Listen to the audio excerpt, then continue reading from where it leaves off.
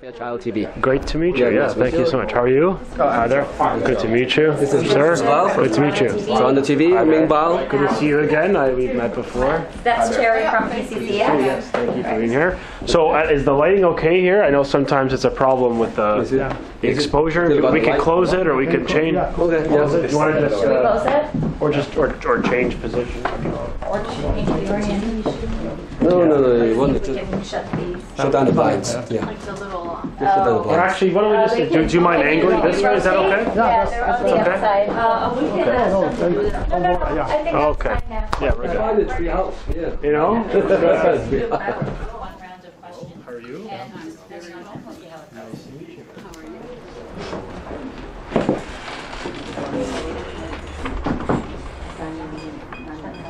Okay, great. Thank you all once again. It's Saturday, but you've come out, so really, really appreciate it. I think this is a great time to have an open forum and an open discussion with the Minister of Education. Back to school, very important time for the kids and the communities, and this is it. So I will hand it over to MPP Daisy White. So thankful, and we're so honored, right, Michael? Absolutely. That we have our Minister Stephen Lecce coming to Richmond Hill. And it's, I'm so honored that we have this section here.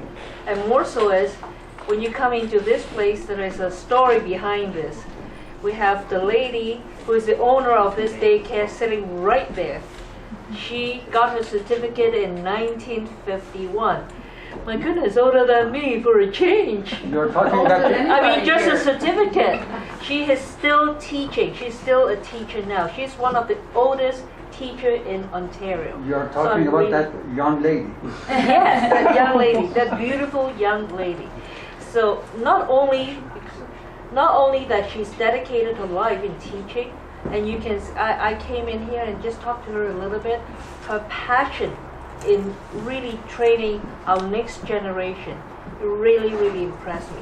And what more it is this is exactly what our government, what our minister is working on so hard. It is our passion to get the best for our next generation. So I'm really, really thankful that we are here, and I'd like to pass, we have MPP and PA Michael Parser. He is Oak Ridges, Aurora, and Richmond Hill. Right, So yes. he got 3 places. So I'm so thankful that we can do this together. Thank you, Daisy. Thank you very much. I want to thank all of you for taking the time to joining us here this afternoon. I want to start off by thanking the Minister for taking time out of his undoubtedly very busy schedule these days. If you've been following him on social media, I think he has a few people that he's called him a few times because he's all over the place. And he's doing it right. He's listening to you. He's listening to parents. He's listening to everyone's involved. And I can't thank you enough. My constituents are bringing this up on a daily basis about how the process, on how inclusive you've been, how you've been reaching out to parents and listening to their concerns, and addressing them, quite frankly. So I can't thank you. I thank you guys for being here. I want to thank Daisy for organizing us having her in Richmond Hill. I have the pleasure of sharing the town of the city of Richmond Hill with Daisy. And you don't get a better colleague. Thank you so much, Daisy. And, Attempt my best Farsi possible. Dorud bar shoma. You're not laughing. That means I've done something right. And Daiga ho. I just want to start off with really an expression of gratitude to our host. Obviously, an amazing daycare center. We're grateful for your many years of education, and I think Daisy said it It's right. a thrill to have the minister here. It is an honor to be here, and it's also an honor to be joined by 2 hardworking, disciplined, principled representatives in York Region. I'm proud to share this community, York Region, with both Michael and Daisy, and I know that together we're making a difference for the people of York Region, for the folks in Aurora, in Richmond Hill, in Vaughan, in Markham, in King, and every community in this area. We've got hardworking families, great level of diversity, and I think that is the success of our country, that people like my parents, like Daisy herself, and like I know Michael's family, came to this country in the pursuit of economic opportunity, in some cases in the pursuit of safety from those who face persecution abroad. And in this country, we live in an opportunity society where if you work hard, if you pursue education, if you commit yourself to your country and your community, you can get ahead. And I want to make sure that for the next generation, as Daisy remarked, that for our young people, for your children and grandchildren, that vision of working hard and living and making a better difference for yourself can be attained. And I think there's many young people in Ontario today that I think increasingly have lost that spirit, feel that they're working harder, they're taking on student debt, can't get a job, can't afford a home, can't really go through the apprenticeship of life that maybe the generation before them was able to achieve. And my message, joining both Daisy and Michael and Premier Doug Ford, is to say that vision, vertical growth, that opportunity society we want to build can be realized through a very strong world-class education system. And in Ontario, we've got a strong system, but I recognize there's more we can do to improve the needs of our families, of our parents, of our educators, and of the kids themselves. And over the past year, we've really undertaken a very positive vision for education. We want to make sure that when young people go through the journey of learning, they end that mission with a job. And in this country, we face a youth unemployment rate that is twice the national average. So young people who are very skilled, very knowledgeable, very ambitious, can't get a job related to their skills.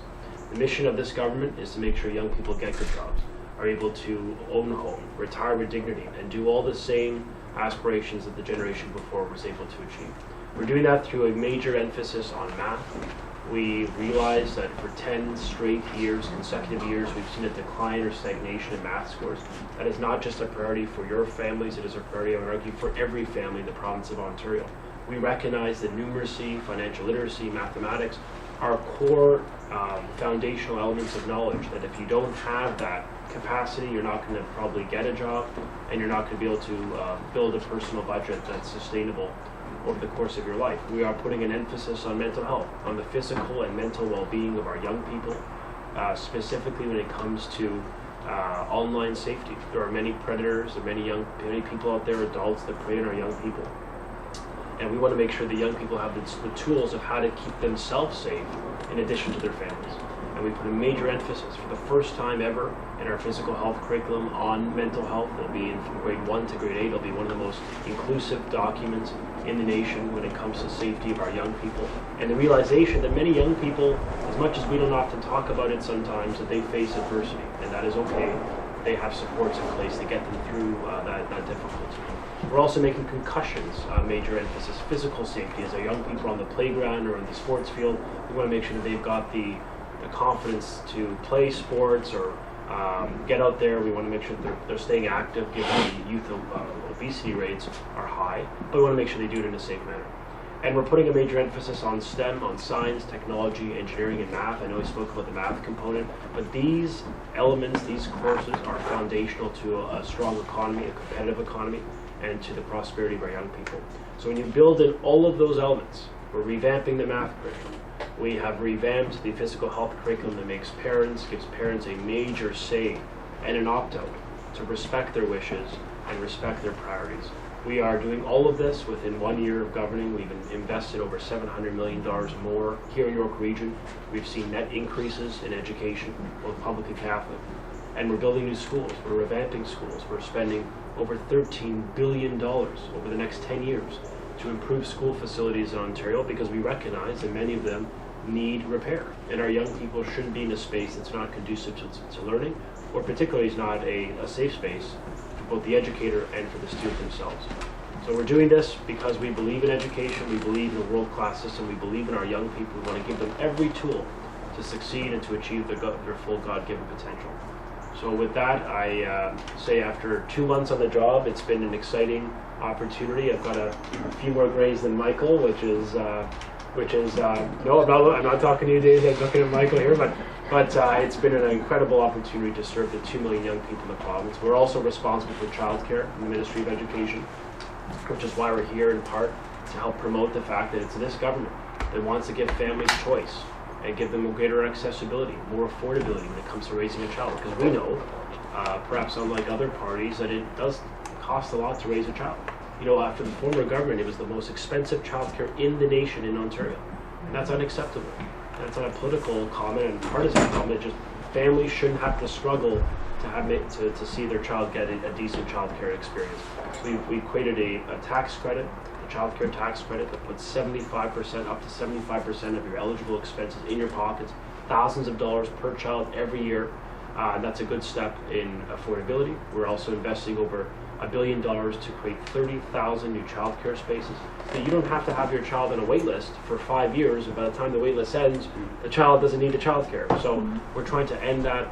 We're trying to improve the system from inception to grade, right from the beginning of their time on Earth, all the way to from birth all the way to grade 12. So we're proud of what we're doing. We're making a difference, and we're really proud of our partners in education, independent daycare, and as well as our schools that are making a difference to really nurture the young talent and the young minds here in Richmond Hill and right across the province. With that, All right, we'll open the floor up to questions. I'll begin with Joseph from Toronto TV. So over there. So the union files no board report. That means there may be a strike. Will your government be ready for this kind of strike? you know, there are some unions that have said over the past weeks that they're preparing for battle. And as I said, my focus and our preparation is to prepare for the success of our students. You know, I think if we all put our energies into negotiating a deal, opposed to tactics and that type of rhetoric, I think we'd all be better off. You know, my focus really is to get a deal because I believe there's a deal to be to have at the table. And my focus is working with our education partners. I met with the unions the first day I was appointed by Premier Doug Ford. I was sworn in by the Lieutenant Governor. On the first day, I called every union president in the province of Ontario. By the end of the third week, I met with them all in person. And I did that not because for any other reason, that I thought it would be constructive to build a relationship and to really start a dialogue so we could get to a deal. Parents deserve predictability. And I think what frustrates a lot of families is that every 3 or 4 years they go through this cyclical cycle. Every 3 or 4 years you have this anxiety, this panic, is my kid going to be in the class? And I really want to, remove that concern by landing a deal. And so the focus is getting one. We've been reasonable, flexible, open to their perspectives. And I really hope that we can keep our children in the class, because the focus of this government for progressive conservatives in the legislature, it's going to be on ensuring that children remain in the classroom. That's where they belong. They should be learning.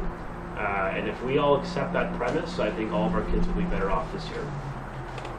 Okay, we'll go on to Jack from Chinese News. Okay, just by closing my eyes, listen what you just told us. I saw that you are a liberal minister. So my point is, the government, no matter conservative or liberal, talking of the same tone. But as a parent, and also we find from our readers, and by my own life experience, is that our political leaders lack of political wisdom. And in this education profile, we realize that the education system is a monopoly. So the premier, when he came to power, he wants to cut every corner. And basically what we see, the bulldoze budget cut has been backfired. And we heard from our readers complaining, and they even complaining the provincial policy affect the coming federal election. And so my question to you is, as a conservative, why you don't use a market mechanism to create a competitive education? Because we already call education system is an industry, but that industry right now is a monopoly, and that means the government monopoly the education system, and the union kidnap the government. So I want to listen from you as a new minister. Sure. What are you going to do? Create a competitive market, so people has a choice, parents have a choice, and the parents have wear a good product. Right now, just look at the mass. We spend so much money, we didn't get what we deserve. And one of the talk show hosts, Bill Carroll, talked about a long time ago. Right. Without with a monopoly, we don't have a choice. No matter how you talk, how you have a great intention, it's not going to work. So why conservative government not talking about the liberal tones? Because I really heard when you just finished a few minutes ago, it's a liberal tone. There is no solution. So that's my question. What is your solution?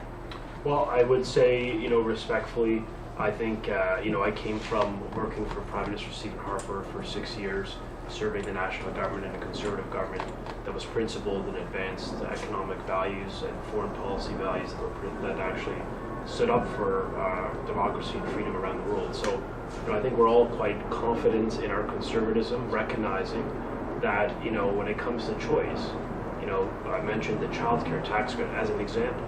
Because if we adopted the assumption that only the government knows best, we wouldn't have introduced a tax credit that gives you the flexibility to spend money where you believe it's best when it comes to child care in the province of Ontario.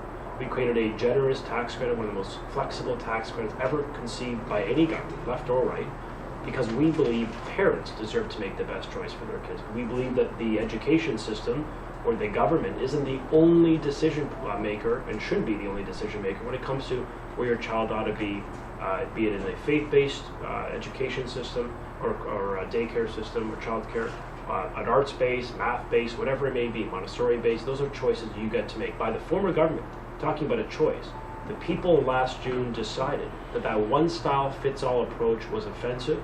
It didn't work for a lot of families. Families are changing. Parents, moms and dads, they have different needs. Maybe an in-laws raising a child, and yet the government didn't support them, as if they didn't have childcare costs, just because they didn't put their child in an institutional daycare. So we've created that flexibility. So I agree with you, parents need to be more in the driver's seat. There's a lot of people out there, particularly on the left, that talk about the amalgamation of the boards. You talk about competition. I agree, we need to maintain a competition. But there are many people who believe we should amalgamate the Catholic and public boards. And I believe, not because of a theology, I'm Roman Catholic, but that's not the reason. I believe if we create that one board, we eliminate choice, we eliminate competition, we create complacency. So it's not about a religious mandate, although I may have benefited from Catholic education here in Ontario. It's about keeping choice and power in the hands of parents so that they can choose. If the Catholic system isn't doing particularly well in their community, they always have a public option, vice versa. And with respect to embracing a conservative value system, I would say one of the initiatives I just announced a few weeks ago was that when it comes to math, the former government maintained for a straight decade 0 improvements in math scores. They threw money at the problem and thought that was going to solve the crisis in mathematics or the challenges in mathematics. I've introduced in the private sector or in any good government, and some often conservatives are part of that, introduced metrics so we're able to measure success. That's why for new educators in the province of Ontario, we're asking them to take on new improved math skills and a math test administered by EQAO, because we believe we have to do better and expect better of all of us, including government, educators, the kids themselves, parents, to work together to help lift those scores. And so I think the former government, and I know the Liberals, are appalled by the idea of measuring success. They don't want to measure the return on investment for the monies we flow, but we do.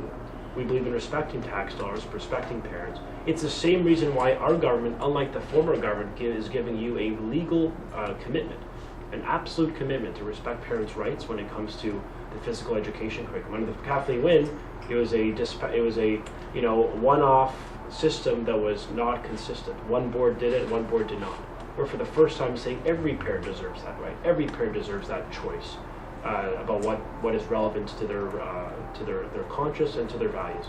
So, it's a fair question. I understand the nature and the interest in making sure that the government maintains good policies that's based on the conservative commitments we made in the last campaign. The biggest priority we made in education was to improve math. And I want you to know when it comes to financial literacy, it's now mandated this September when it comes to the new math curriculum, the Discovery Math, which failed so many young people, an ideological form of study that didn't work, no measurement, no efficacy, no improvement at all, that we're eliminating it and we're redoing it. And I think all that together, including the teacher test, which is one part of it, will actually improve results, create better outcomes for young people, and respect parents who I think deserve to have a greater say when it comes to the future of education in Ontario. Okay, we'll do one round and then we'll go into the follow-up questions. Asit from Sharaman Navas. Okay, speak. is there any competition or test between schools in Ontario so students get encouraged and improve themselves? Is there any competition on every subject? Is there any such a thing? I don't know. We in EQAO we do so. We in Ontario we do have 2 standardized tests. One for essentially English for literacy, and the other for mathematics for numeracy. We test those in grade 3 and grade 6, try to evaluate to see from 3 to 6 are we seeing improvements or decline. And many years ago, we saw the grade 3 students doing very poorly in math, grade 6 doing very well. Because of that measurement, we put money in one area, and we saw grade 3 numbers rise. Now, according to the results that were announced just last week, we saw the grade 6 numbers continue to go down. In fact, over 50% of students in Ontario are not meeting the provincial average in math. That's what the data suggests. That's been consistent for almost, for many years. That's unacceptable, which is why we're investing a $200 million 4-year math strategy. We're not going to just throw money one year and another year. We actually have a long-term vision for improving math scores. $200 million new dollars, 4-year plan. It has an element of it as professional development for our teachers. A major emphasis is improving the tools and the knowledge in the classroom. We're making grade 10 curriculum focused on financial literacy for every child in Ontario. And I think all of these things together are going to really help improve the scores that our young people could do better when it comes to their own budgeting, but also in the new economy, they're able to utilize those skills. Okay, and we have Anais from Mingpao. Hi. So my question is, I don't know whether or not you guys have talked about this, but a lot of our readers, their kids, or even they themselves are ESL students. Yes. Was there anything or any kind of support that went to these kids at all? Or? Yeah, so we do have investments for English as second language. We are continuing to maintain those investments. We believe that, especially for newcomers to this province and this country, want them to succeed. I mean, I am the son of immigrants that came here, didn't have any ESL supports, and they would admit to you that that was a big impediment, that they maybe could have been more productive earlier in their lives, even though they worked very hard and were small business people. But we really do believe that when you come to this country and make that choice, that type of investment of English capacity is really going to help them not just integrate into our society, embrace our values of freedom and democracy and equality, but also be able to work. And language is so important today, more than ever in the workforce. So we are continuing to maintain those investments, and we are going to be enhancing the literacy aspects of how we do business in Ontario for all children, not just for newcomers, but of course for them too, because we recognize that there's also many parents out there who themselves, their language skills may be a bit limited in English or French. We want to make sure that there's never a child that falls behind because of that. So we have additional supports and flexibility built in to help every child get ahead. There's an initiative for children that could be, if there's any children with exceptionalities, individualized learning plans. So we come up with an individualized approach to educating to make sure that these kids are reaching the standards and exceeding the standards in Ontario. Okay, did I miss anybody who wasn't maybe on this list at this point? No? Okay, so then we can go back to Jackie. Okay. So thank you, Minister. You mentioned in your answer my question, you mentioned the Catholic and the public school board. There are two identities. Also, it's a public system. And we remember your former Council of the Ontario leader, John Tory, tried private, give the credit to the parents, so parents can go back to school, use their money, either choose to go to public or to give them a tax credit and to go to private school. And it was backfired, and it seems after that the almost killed from any political camps that we cannot talk about two-tier education system, which is exactly in my first question is, even with Catholic school board, still public. And I sincerely believe they are still union kind of kidnap system. So is this government or you as a minister have a kind of political will to revisit this avenue? Since in last I forgot when last time John Tory running for the leader, and have a political will and stand up, say, okay, we are going to revisit this again, and because in the principle, because if we all agree principle, without competition, no matter how good intention you have, it's not going to work. In last 10 years, we see the liberal government, the conservative government talking about the talk, and it didn't work. Just look at the math. So, are you going to do it? Or are you going to consult with public? Say, this is the avenue we're going to look at. And make sure and you guys not going to throw me out of the governing, throughout the Queen's Park. Yeah. That's my question. My commitment is, my mandate as the Minister of Education is to defend public education in Ontario. We do not run in a campaign commitment to do that. My commitment is to strengthen Ontario's public education system. We have many challenges within the public education system, of which 2 million young people are in it. The overwhelming majority are in it. So, we respect independent education in Ontario.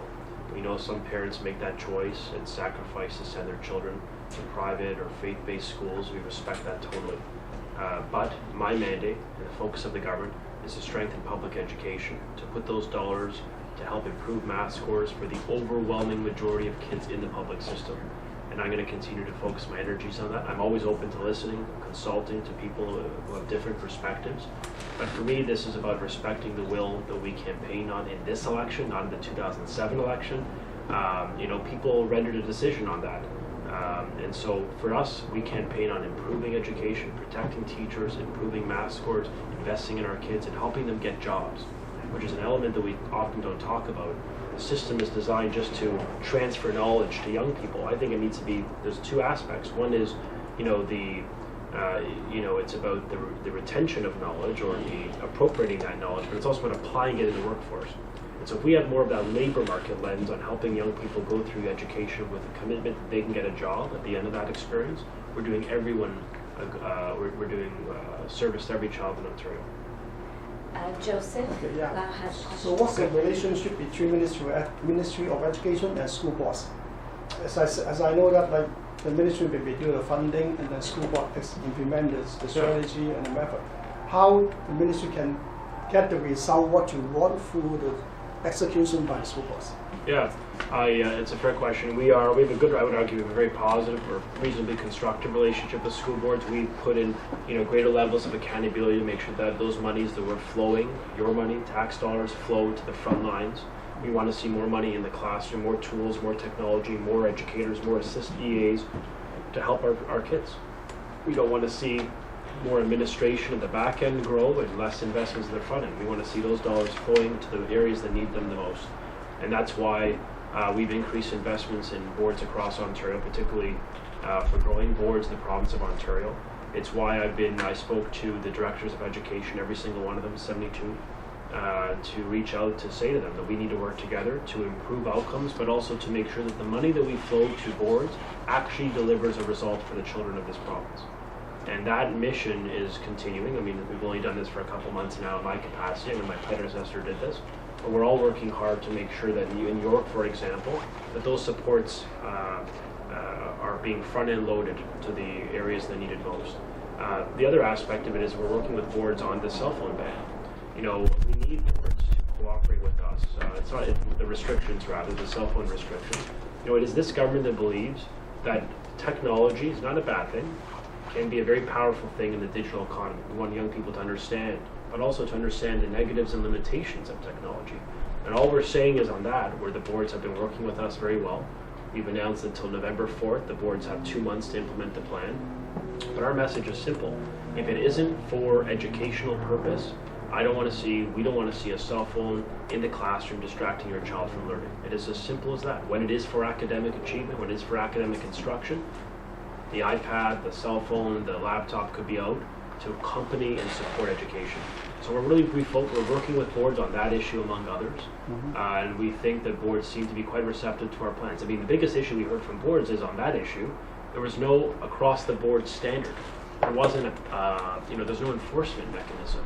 And if a child didn't want to do, let's say the child kept I have my cell phone on the table, by the way, but when the child kept their phone on the table, there was no way that the educators had confidence that they could escalate the issue in discipline. And so we're creating that confidence, that predictability for them. And that I think is going to be good because we want to work with educators and the parents themselves who asked us. 97% of parents in our consultation said, restrict the technology because it's distracting my child from learning. And we've listened and we've delivered. So my last questions. Sure. According to news report, some private school they falsify the grades of other students, and they don't have to attend school. They get good marks, go to university. Yeah. Is this within your jurisdiction? It to is. Control and do the monitoring. It is, and so the former government didn't do a particularly good job. Some of them are called credit mills, where you pay for credits. So I'm concerned about this phenomena.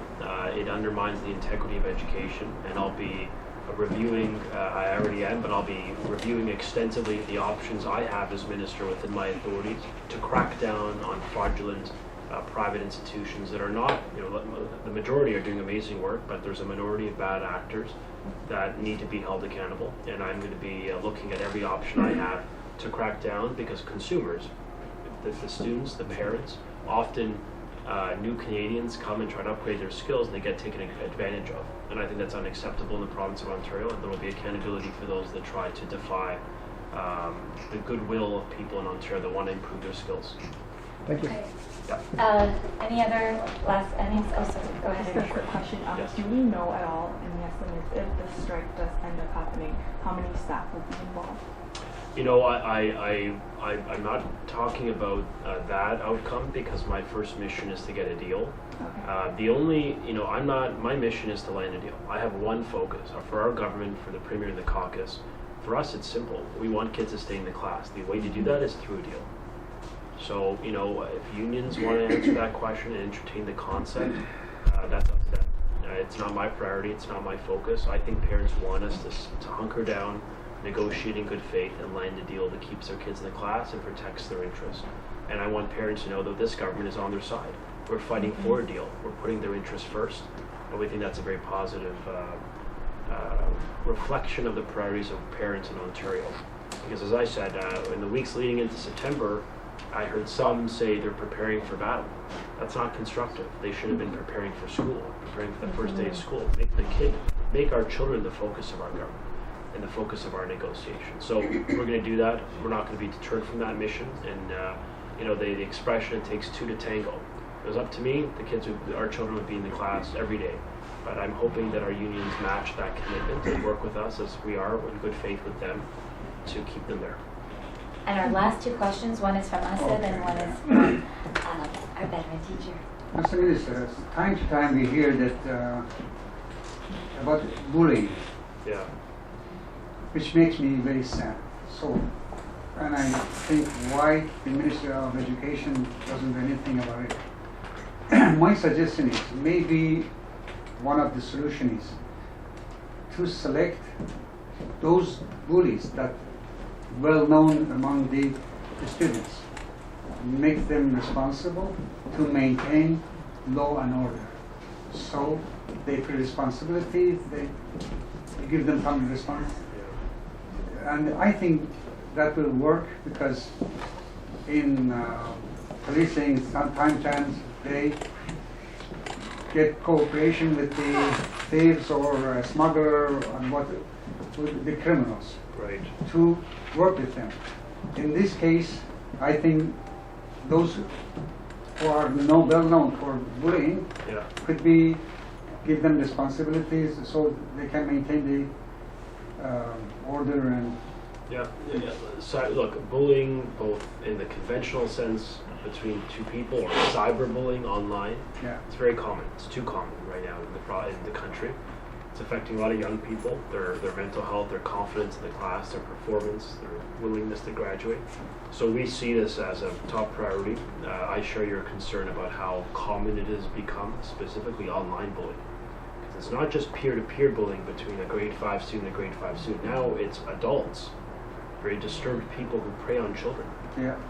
In some cases, because of things like things like human trafficking. They're trying to recruit these young people for the purpose of trafficking them, which is very disturbing. But it's also just because they are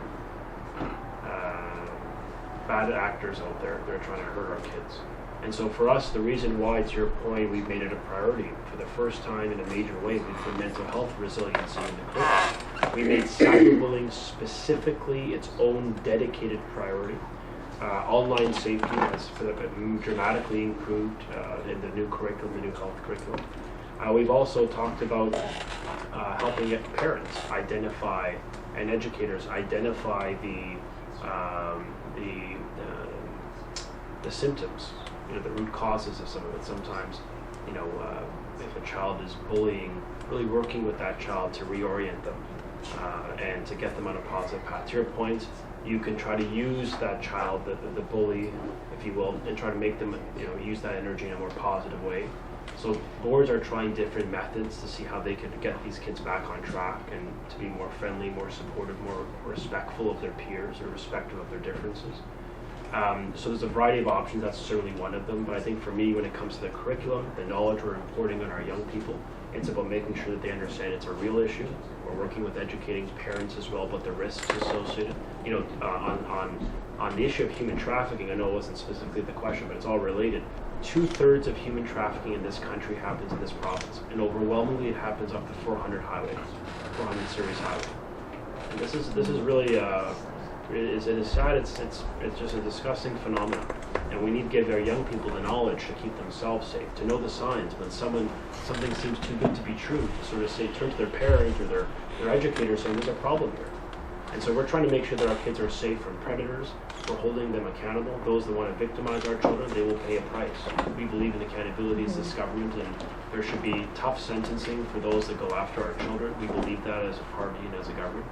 But obviously the priority is to make sure that the young people have the knowledge themselves to protect themselves from bullying, online victimization. And the new curriculum, I really do believe we are now one of the national leaders, literally, in this country. We lead amongst many provinces in how we're doing it, how young we've introduced those concepts, because as you know, many young people, I've got nieces 4 and 5 years old, and they know how to use their iPads better than I do.